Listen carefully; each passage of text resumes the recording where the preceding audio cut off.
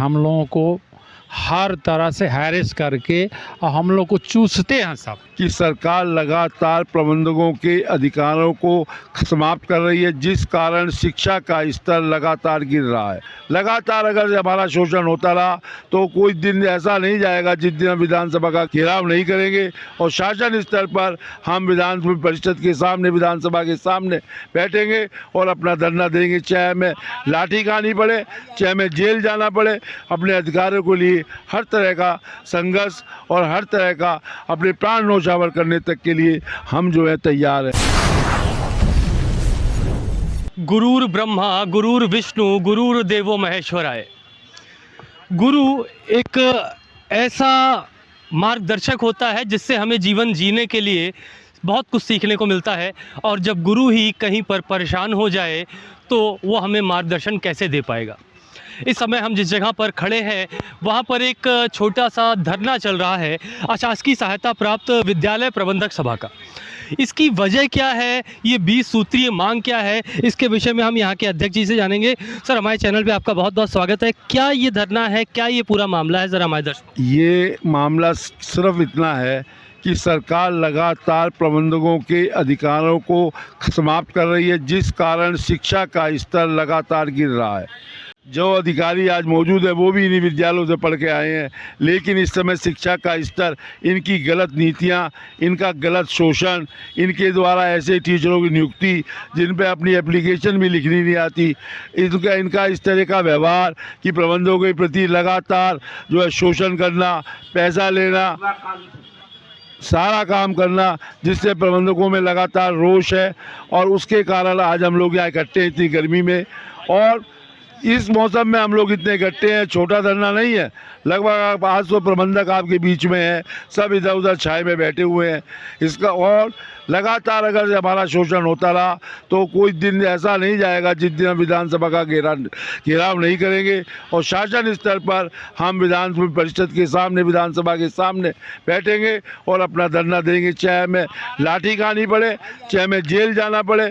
अपने अधिकारों के लिए हर तरह का संघर्ष और हर तरह का अपने प्राण न्यौछावर करने तक के लिए हम जो है तैयार हैं।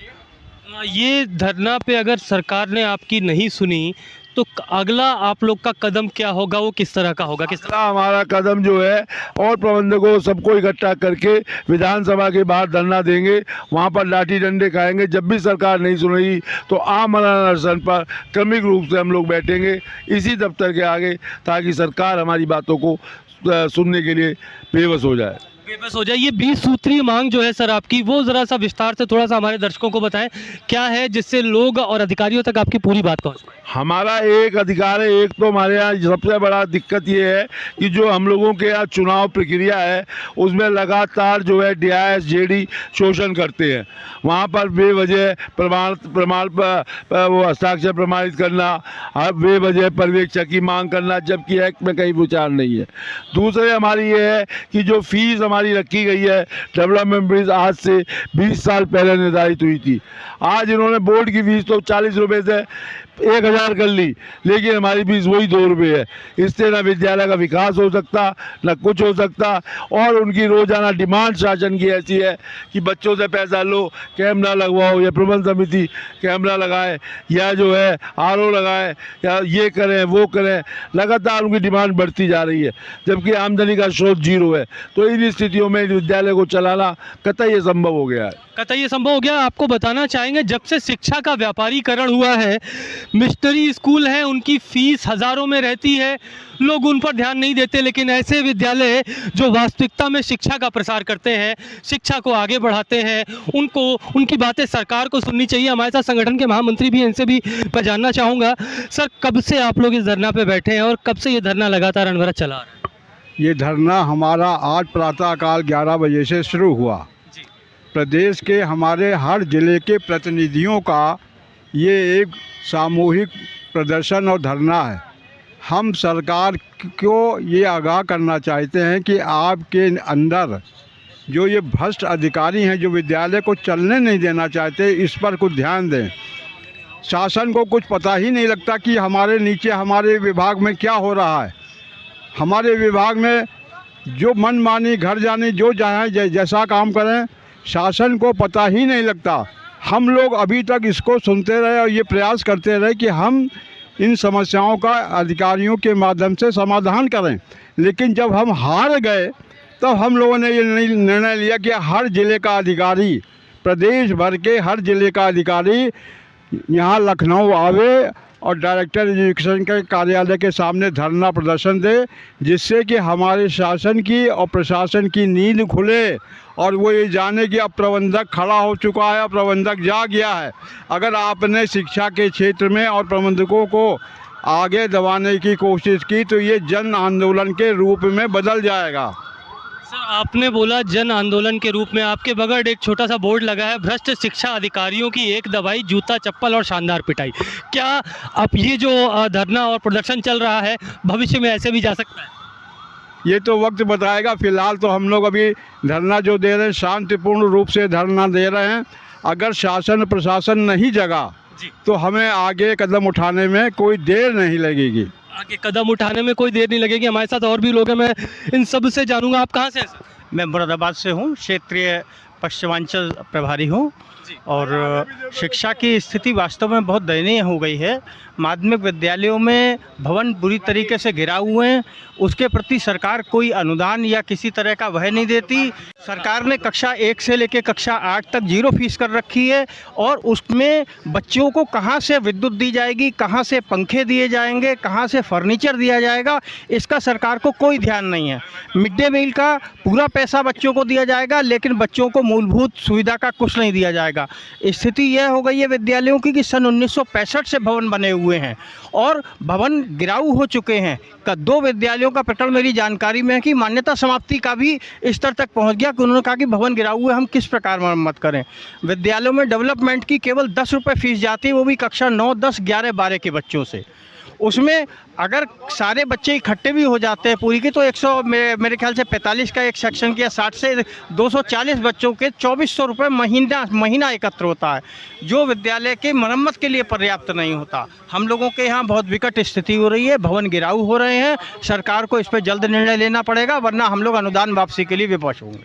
हमारे साथ अभी सही में संगठन की कार्यकर्त्री माया जी मौजूद है। माया जी, मैं आपसे भी जानना चाहूँगा, आप लोग अभी इस भरी धूप में जहाँ पर आदमी एकदम से दूर गर्मी की वजह से आदमी एकदम जल रहा है, आप लोग वैसे में धरना दे रहे हैं, आपको क्या लग रहा है कौन इसका जिम्मेदार? समस्याएं हैं वो जितने भी देश के मतलब उत्तर प्रदेश के ज़्यादातर प्रबंधकों की सारी समस्याएं एक सी हैं। अधिकारी कोई सुनता नहीं है। अगर जाइए आप तो वो सबसे पहले तो कहेगा भाई दीजिए, आपके ये पैसे हैं, इतना पैसा, उसका नीचे वाला मांगने लगता है। तो हम लोग कैसे चलाएं? फीस है नहीं, 8th क्लास तक आप फीस नहीं ले सकते हैं, और जो है ऊपर वाले क्लासेज उस पर भी नॉमिनल फ़ीस है। तो कहाँ से हम लोग बिजली का बिल देंगे, कहाँ से पानी का देंगे, कहाँ से फर्नीचर देंगे? तो ये सारी समस्याएं हैं, कोई सुनने वाला नहीं है। कितने बार हम लोग बैठक भी कर चुके, धरना प्रदर्शन भी कर चुके, लेकिन उनके कान में जू ही नहीं रेंग रही। क्या करें बताइए? इसका जिम्मेदार कौन है मैं जानना चाहूँगा। मैम, आपको क्या लगता है, अधिकारी या सरकार? दोनों ही। दोनों। सर बता। सरकार तो वो करती है जो अधिकारी फीड करते हैं।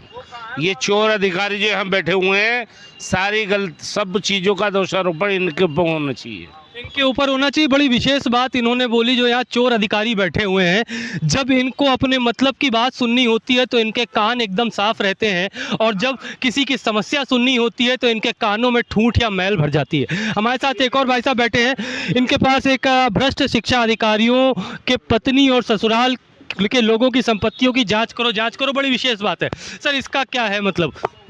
इसका मतलब ये है कि हम लोगों को हर तरह से हैरेस करके और हम लोग को चूसते हैं सब। जैसे हम चुनाव करते हैं, ठेठ भाषा में सुन लीजिए, जैसे हम चुनाव कराए, देखिए हमारे एक हंस रहे हैं, मत हंसिए। जैसे हम चुनाव कर लिए, अब हम अनुमोदन के लिए जाएंगे, पता नहीं कहाँ से एक अनुमोदन आ गया कि जब तक डिवाइस अनुमोदन नहीं करेगा तब तक आपके सिग्नेचर से जो है बिल पास नहीं होगी। मेन मुद्दा, अब हम अनुमोदन के लिए अपना चक्कर काटने लगेंगे डिवाइस का। अब वो क्या करता है हमसे कि 5 लाख रुपया लाओ और इसके बाद आपका सिग्नेचर अनुमोदन हम कर देंगे, तभी ना हम अनुमोदन कराएंगे।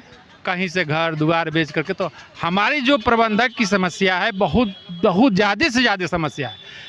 हमारी समस्या ये है, चुनाव कराते हैं, हमारे पास जो भी व्यवस्था है, जो भी व्यवस्था हमारे पूर्वजों ने दिया है, उसको एकदम आप सोच लीजिए एकदम चौपट ये लोग कर दिए हैं शिक्षा विभाग वालों ने।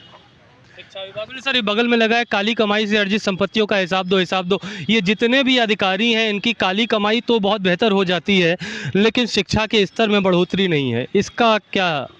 इसका स्तर है, जब हम एजुकेशन के लिए, शिक्षा के लिए हमको टीचर चाहिए। टीचर जो है नहीं मिलेंगे।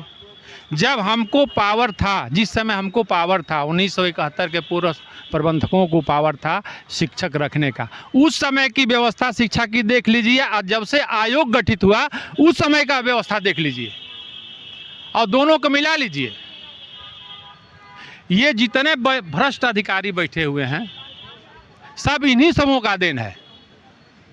शिक्षा को चौपट करना इन्हीं समूह का देन है, और ये चाहते हैं सब कि किसी तरह से इन लोगों का जो है ख़त्म हो जाए, क्योंकि हमारे पैरेलल में एक शिक्षा व्यवस्था हो गई है वित्त विहीन।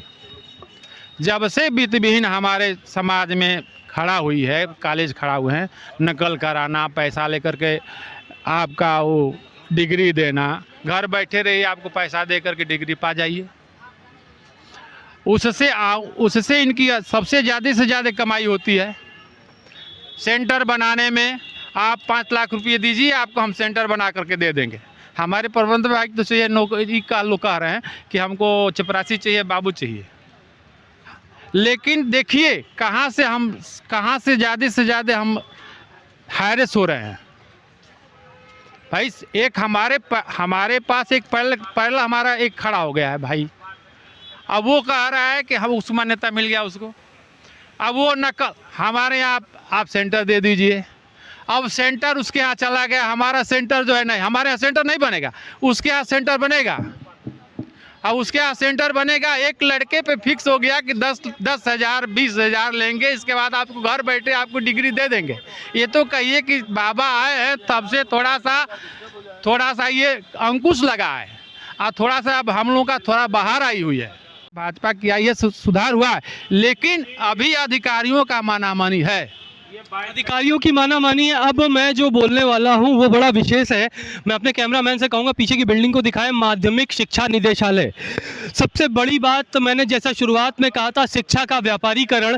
इन भ्रष्ट अधिकारियों को एक बात बहुत बेहतर समझनी चाहिए, ये खुद एसी में बैठे हैं और इनके जो बच्चे हैं वो सब के सब किसी न किसी अंग्रेजी मिशनरी स्कूलों में पढ़ रहे होंगे। अपने बच्चों को वो सरकारी स्कूलों में नहीं भेजते, लेकिन अपने बच्चों को अच्छी शिक्षा देंगे, लेकिन उनको देश के गरीब वर्ग के बच्चों से कोई मतलब नहीं, क्योंकि खुद तो ये एसी में ही बैठे हुए हैं। इनके बच्चे भी एसी कार से एसी स्कूल में जाते हैं। और इन भ्रष्ट अधिकारियों को इस बात को समझने की ज़रूरत है कि सिर्फ अपने परिवार के बारे में नहीं, पूरा देश हमारा परिवार है, इसके बारे में आप सोचिए, जो कि बहुत ज़रूरी है। और इस धरना की लगातार हम आपको अपडेट भी देते रहेंगे। आप हमारे साथ ऐसा ही जुड़े रहिए। कैमरा पर्सन उंजिला खान के साथ मैं अवनीश मिश्रा, ग्राउंड ज़ीरो भारत।